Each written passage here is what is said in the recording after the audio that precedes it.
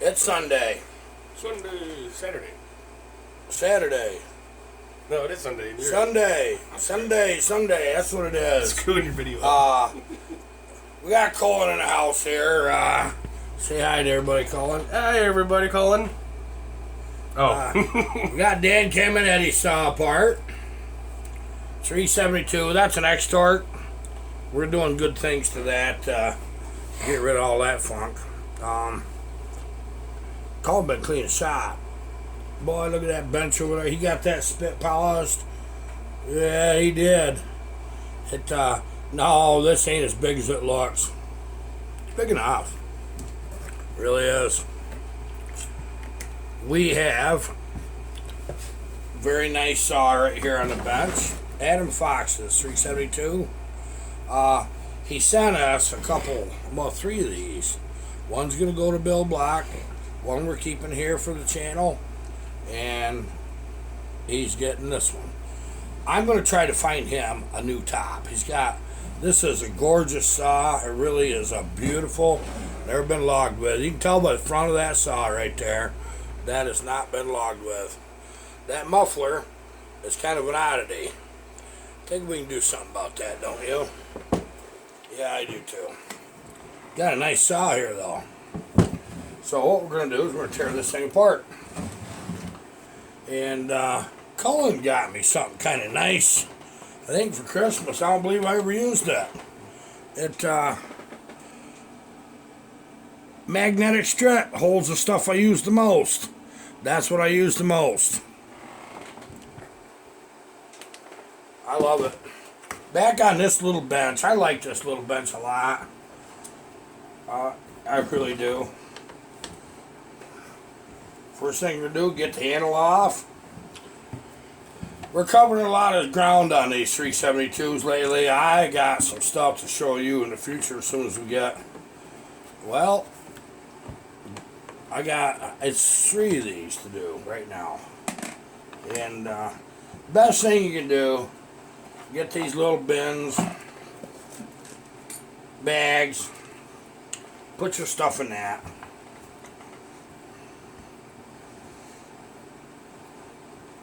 It's going to be kind of interesting to see what I do with either one of these saws. They won't be identical. One's a West Coast guy and one's an East Coast guy. So we're going to try to build them accordingly. We know on the East Coast we have some tough timber. So we're going to build a tough timber saw out of Dan Cametti's, Caminetti's. We're going to do a little something special with his too. His gorgeous saw. That's a brand new saw, I'm going to tell you, it's beautiful. But that'll be the X-Torque conversion to original XP. This one is an XP. Interesting saw, really. Get the handle out of the way.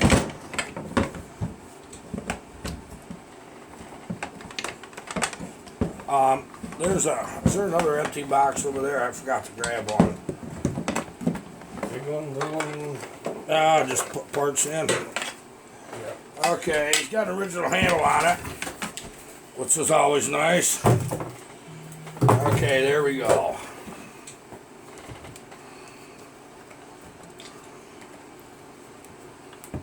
This is a pretty saw, really.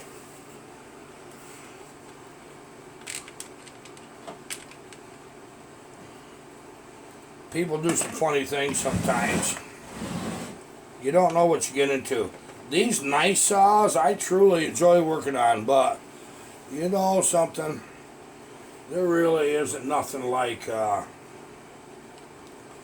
taking an old junkyard saw and rooting around and fixing something somebody gave up on. It's kind of a big deal for me, it really is. Somebody had that hat in backwards. They had trouble with that. You don't go that way. Your little hat goes in the other way. Okay, put that down there. You'll see this isn't no real big deal to do. I'll tell you why I like working. I haven't worked on this bench in just a bit. It's like, geez, I couldn't even get to it. Hey, I'll tell you what, thank Colin. He's the one that really stepped up.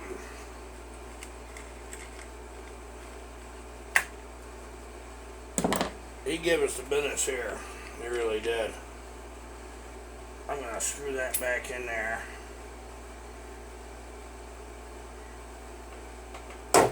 Yeah, what he did for us today is, while I was sorting things out, he done all the heavy lifting here, didn't you, Colin? A lot of sorting.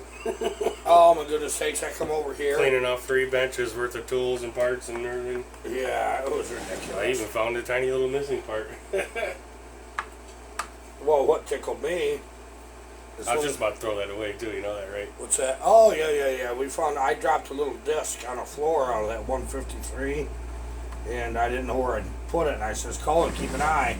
So we've been all day looking for a little disc on the floor. Just tiny little thing. So we found it.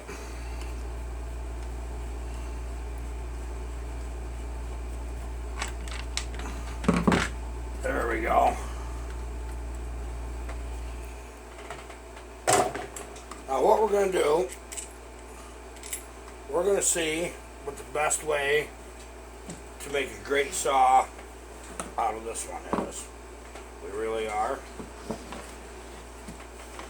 I guess what I'll do is start right off, right on the right track, get that old muffler off.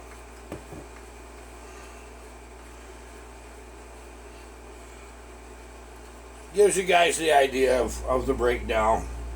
I show them put them together, show them taking apart. That's why these 372's are a popular saw to build. A lot of you guys have got them. And I'm using these right back to back just to be able to show you different parts of the saw, you know.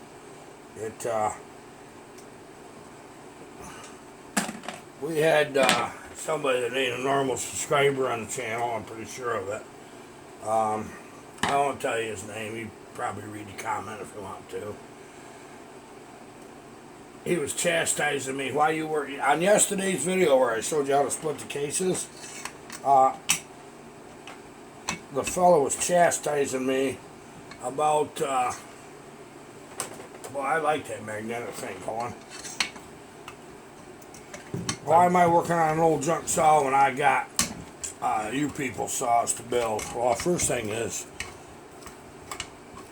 Saturday's my time, so ain't Sunday. This Sunday I'm out here trying to get a jump on next week. That's what I'm trying to do. And I want these saws all gone, not taking anymore. That's what I've already talked to you. Don't even bother asking, I'm sorry, but I'll teach you. And if you're trying to do it yourself and you're running into trouble, shoot me a email. My email is ironhorsechainsaw@gmail.com. I'll probably get a lot of emails now.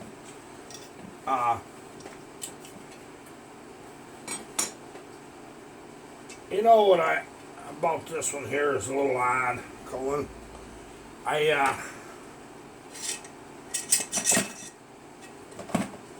I get nervous when I take a saw apart that's just been apart.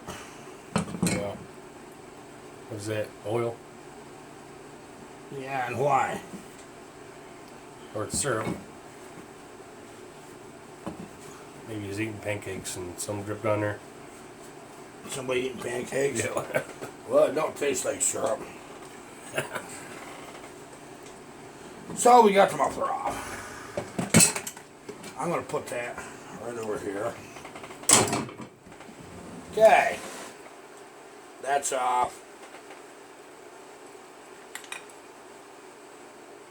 Pull the plug. Take our throttle off. Open your throttle up. Just push that little knob right there. See that? That's all you do. Then you grab it with your handy little pliers. Pull it down all the knots.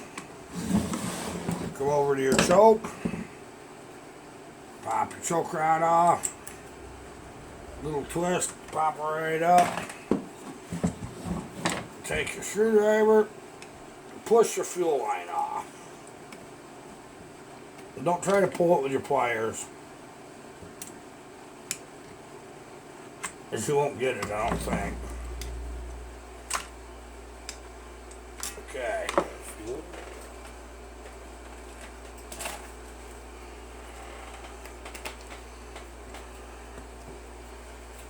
Well, we're going to use this.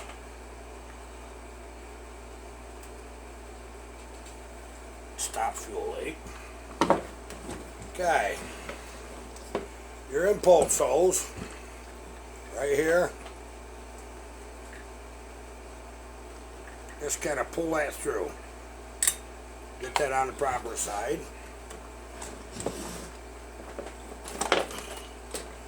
Take your little hook. You're pulling up at that angle. See that? That's what you're doing.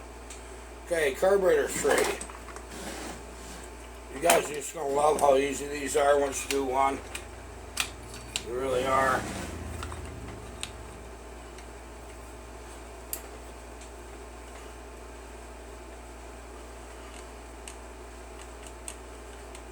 Just spin them little suckers right out. On the carb side, you can reach right in and grab them. In the front, they just get stuck in the cylinder. So, down we go. And again, both these saws, when we put them together, they're going to get a lot of the throttle holders, the aluminum ones. That's the best part of a Chinese saw I ever seen. I get them right from Farmer Tech, Holst Pharma. I buy them by the dozen. Actually, those I get right through Wolf Creek itself, unless I'm putting an order in. There we go. Okay, you gotta pop this little sucker off. The little rubber. What is it? Some of them don't have them. It's an isolation rubber in the event that your top plastic comes in contact with that. That's what it's for. At least I assume that. If I'm wrong, one of you will correct me, and I know it.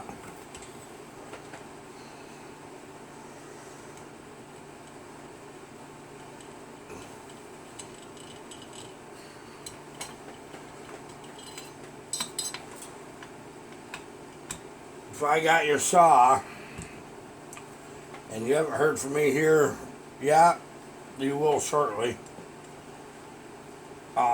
I got some special ones I'm saving for the very end. We're not far from the end of the ones that I'm doing for other people. I'll tell you that right now.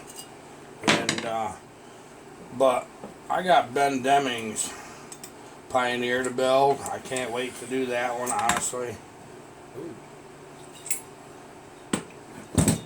That's going to be a righteous saw to build.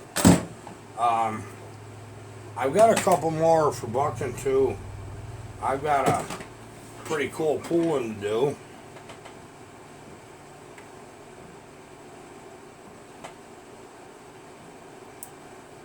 You got a P41 to do for him. I don't like the way any of that looks. Yeah.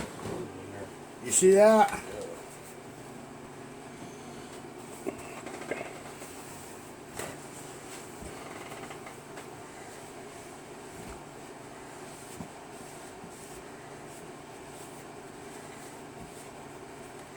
Tell you right now,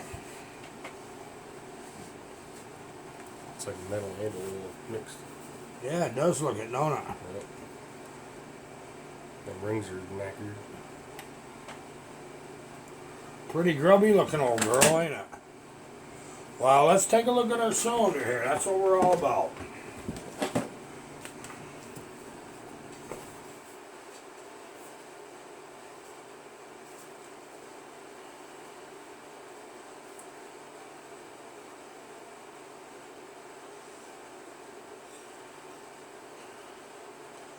Cylinder's decent, but I tell you,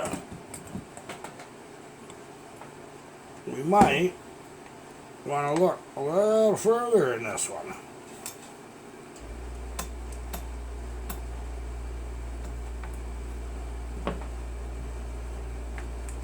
Well, the bottom end does feel good.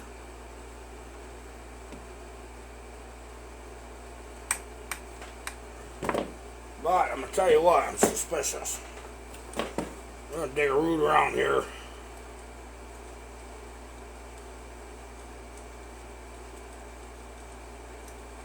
I want to make dang sure that didn't have a Chinese crank in it. I happen to know this is an eBay saw. I ain't trust nothing about it.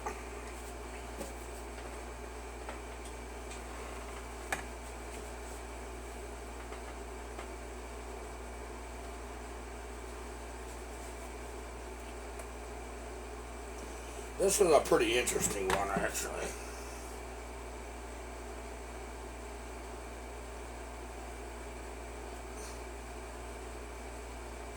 It's definitely got some good going for it, I can tell you that. But at the very least, we're going to put a piston in this. At the very least. But I'm a little suspicious here. I really am.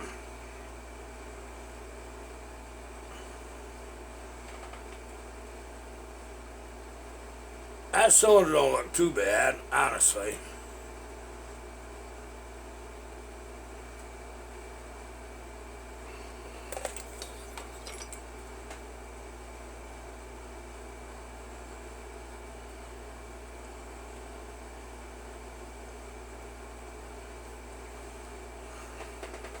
I know I can run that cylinder. That's what I know. One of you guys asked about old Dave. Old Dave's right over here on the wall behind me. That's that 66 Magnum. My logger buddy got killed working in the woods back a number of years ago. And I kind of built a saw that he gave to me years and years ago.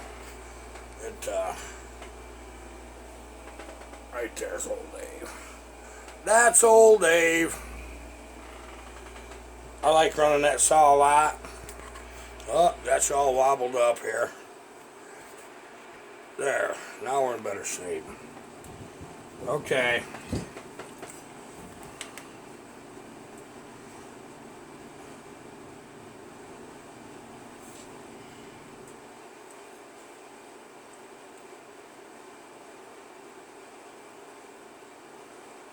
I got a feeling with this one, guys, I better measure that bore diameter. That really, honestly, he's got the earmarks, the one that run good a long time. And I better make sure that we don't have a bore problem. And, oh, we do. Okay, right here. Lined right up with that. There's a gouge all the way down through. There's a gouge. Okay. Well, that changes things for this one. We are definitely going into it with a new cylinder. We're probably way better off anyway, quite honestly. So we know what we're doing here. Okay, now I'm going to move over on the other bench and I'm going to show you guys a few things. And, just clean the shop. How are you breaking? Colin cleaned the shop and I'm making a mess. Still tripping over stuff. Yep.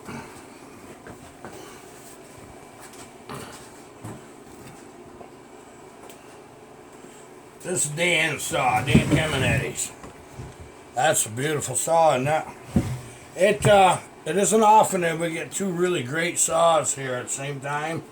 This is a nice one. See that piston right there? These X-Torque. They run air in right there beside that piston. Yeah, I know that's an awful heavy piston. It's as heavy as it looks. But I mean, he's got. This saw is immaculate. It's just beautiful. It really is. I'm going to show you that cylinder. Okay. What I don't like, they draw the air and fuel here. in these saws. And then they inject fresh air in the top. And that goes right around that piston and them grooves where I showed you. And I've had people ask me if I would port one of these suckers. Well, there ain't nobody in this world I hate that bad, honestly. But I'll tell you what, I have an idea that if you got the right guy and he didn't want to turn it up and he had the interest in these saws, he could probably do a whole bunch with it that I just, due to lack of interest, won't do. I bet he could. But see, there's a couple things that's kind of bad about them is the transfers. They're just one transfer here. That's not two. That's not a primary and secondary. It's just one. And it's just not. You wonder sometimes, is it necessary to have two? Well, the one works like a boost port. The secondary does what it does. And we get into that, you'll see it.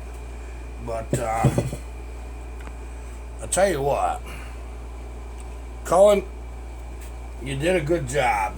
You really did. So how long until we get it clean again? Another week? Another week. Some of this has been let go a bit. Dozer Dan did this. Dozer Dennis, I mean. Yeah, he did that for me here a while ago. He's a BOCES teacher that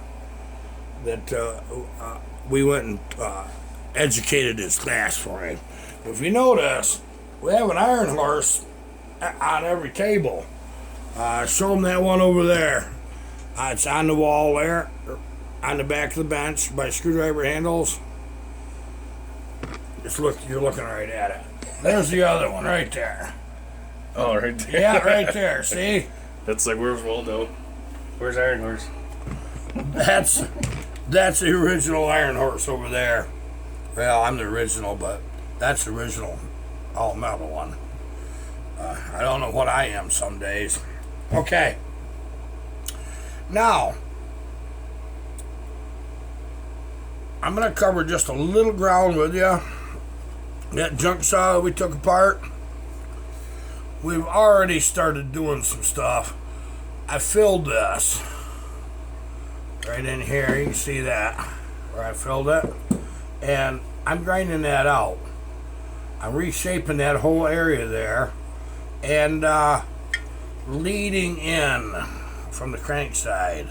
I removed that material right there. Now what I'm going to do in another video at some point is we'll go just a little further on this and I'll show you what I'm thinking. I shouldn't show you guys some of this stuff, but seeing as how that you want to experience what I build, there's some things you might want to know. And I'll give you the pros and cons to it. Now the thing is, if you have to put your bottom end together, you got no choice. You just got to build a new bottom end. Don't be afraid to do that, guys. It's all easy. It's all easy. There's nothing difficult. Let's just put it that way. I might as well show some of the tricks that I don't generally share. And I'm going to start doing that. There's a few things that if you don't have a machinist background and you're not right up to, you know, hey, what am I doing here? What's my accomplishment going to be? I'd rather not get you in trouble. I'll show you things that don't get you in too much trouble. But I generally like to show you guys where the largest gains are. Sharpen your darn chain. Learn how to sharpen real good. That's your biggest horsepower gain you're ever going to get. Okay? Your second one is learning how to tune your saw properly. Third, get airflow through your muffler. If you can't get it out of that muffler, it's not coming through the saw. That's life. That's the way it is. But your powers and your transfers, it really is. Your intake and your exhaust timing supports that. They support the transfers. You think of your transfers in your saw like the intake manifold on your Chevelle. And then what size carburetor do I use, you know? This kind of thing. Airflow. Your transfers are your intake. Yeah, as far as looking at it is at an engine. So if you got tiny little transfers, that's like a stock cast iron low intake. You start getting tunnel ram looking transfers like I build, all of a sudden you got tunnel ram or a lot better freaking intake. Single plane, yeah, dual plane. These 372's would be dual plane, wouldn't they? Yeah, pretty much. Okay, so now your exhaust opening.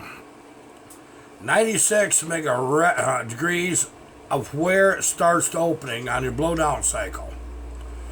A lot of times it's good for you guys to leave your upper transfer timing alone.